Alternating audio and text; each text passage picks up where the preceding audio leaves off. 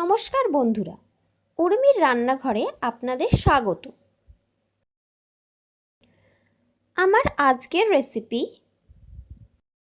ওলের শাক ভাজা।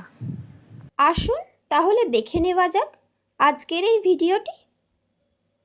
এর জন্য প্রথমে কড়াইতে 5 ফোড়ন দিয়ে দিলাম তেলের মধ্যে।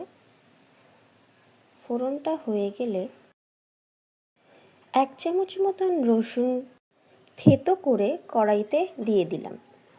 দিয়ে তেলের মধ্যে রসুনটাকে ভালো করে ভেজে নিতে হবে।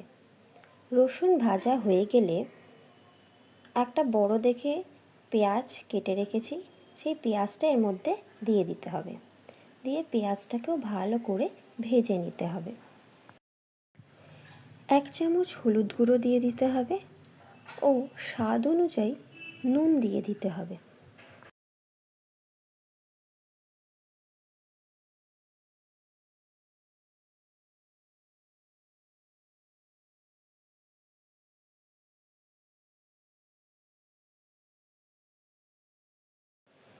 পেঁয়াজ রসুন ভাজা হয়ে গেছে, দুটো কাঁচা লঙ্কা চিড়ে দিয়ে দিতে হবে।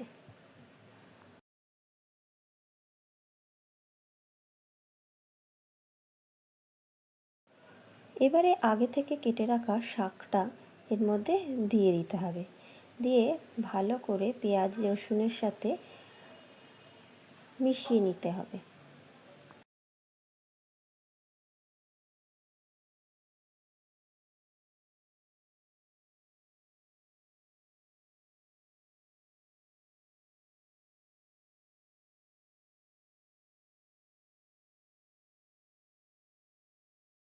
মেশানো হয়ে গেলে ঢাকা দিয়ে দিতে হবে যাতে করে শাকটা নুইয়ে যায়। ঢাকনা খুলে স্বাদ অনুযায়ী চিনি দিয়ে দিতে হবে।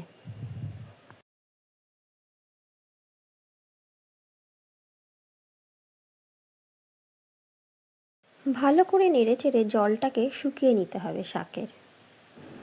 জলটা শুকিয়ে গেছে, হয়ে গেছে আজকের আমার রেসিপি ওলের শাক ভাজা।